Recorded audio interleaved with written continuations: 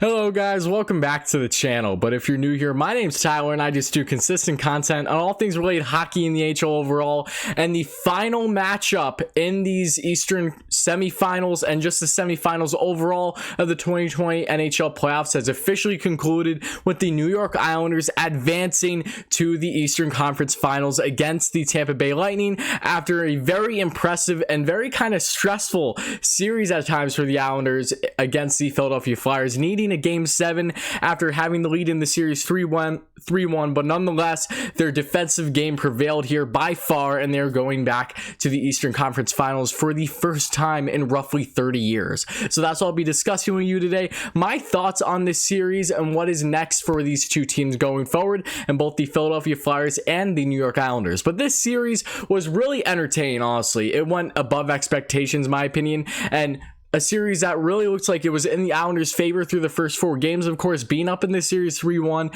but then having amazing back-to-back games in games 5 and 6, needing overtime, double overtime, with the Flyers winning in both games. That was nuts. But I will say this was a very strong series between both teams. And when it comes to the Philadelphia Flyers, yes, this is upsetting for them and their fan base, obviously, but a lot of improvement happened after being a very so-so playoff team for a while over the past 5 years.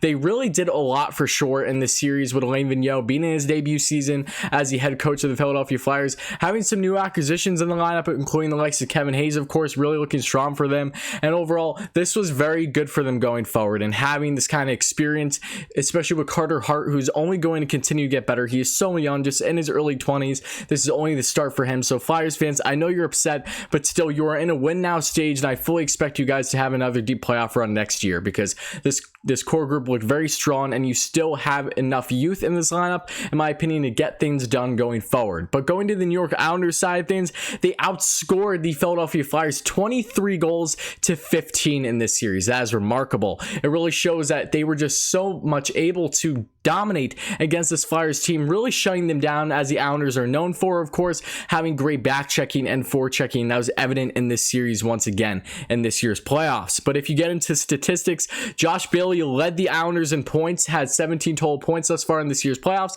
and of course had 7 points in this series against the Flyers. And then you get Matty Barzal, had a very strong series as well. He had 13 total points in the playoffs. He had 4 points in the series, and then with some highlight reel goals, even after dealing with that injury, getting that stick up high a couple games ago, still playing through it and having some remarkable goals, especially in the last one, even though they didn't win. But regardless, they won in the end, right? But Barzal had 4 points in this series, and Brock Nelson had 13 points and also had 7 points in this Flyers series. Really awesome numbers for him, just very impressive overall. And I'm sorry, not 13 points. What? He had 3 points this game, so he has to be around 15, right? I could be getting myself confused. I believe he had 15 points in total in this year's playoffs thus far, but if I'm wrong, let me know in the comments below. But then getting to the Flyers, Kevin Hayes led the way for them in points. The newly crowned former New York Ranger, now Philadelphia Flyer, obviously had a very strong playoff in his debut season with the club with 12 points, including 5 points in this series against the Islanders. Then you get to Sean Couturier, who of course dealt with injuries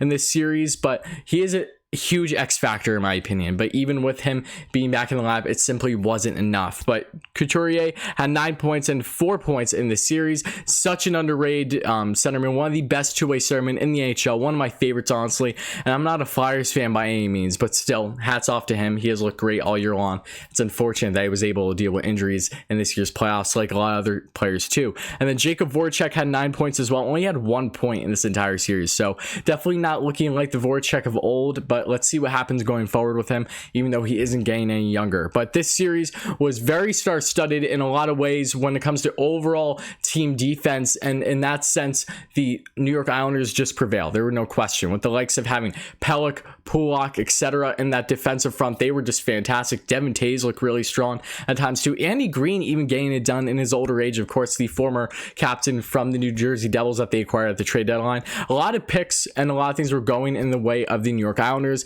Their depth scoring was looking great in the series as well and throughout the playoffs. Anthony Beauvillier continues to impress me. I love him. He's one of my favorite Islanders for sure. He's just so much fun to watch, regardless if you're an Islanders fan or not. And if you know me, you know I'm not an Islanders fan by any means, but hats off to him.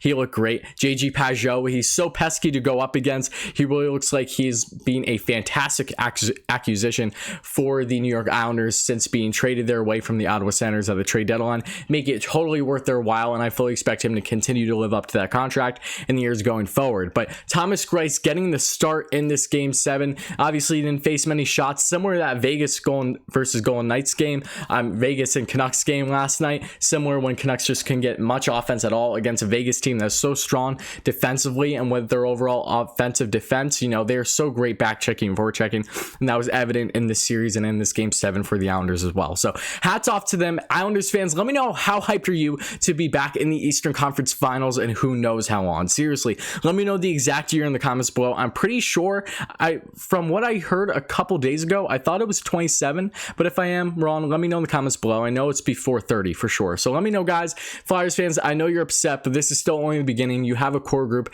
and a lot of very young and promising guys in that lineup, and guys looking forward to next year, not just with the likes of Farabee, but also Morgan Frost. I really like him. I got the chance to watch him play in the AHL a couple times this year, and he did not disappoint. So you definitely have a lot of pieces to be happy about going forward. I know this was disappointing, but this is only the beginning still for you guys when it comes to playoff contention. And Islanders fans, let me know your thoughts in the comments below. I would love to hear it. Check out my previous videos, guys, if you haven't, regarding playoff series summaries and my trade rumor mill videos. A lot of people seem to like those, and I hope you do too. And if you are new to the channel, hit like and hit subscribe if you end up enjoying this kind of hockey content. Thank you all so much for everyone that's been following me thus far. It truly means so much to me. So thank you all again, and help us reach 1K, because once we get there, I can start doing commentary and all things related, whether it be hockey commentary, actually commentating about games, you know, play-by-play, things leading up to the draft, or just having hockey discussions with you lovely folk. There's nothing that I enjoy more, interacting with the fellow hockey fans in the hockey community on YouTube. I absolutely love it. But thank you all so much, guys. I really appreciate it, and I'll be back very, very soon.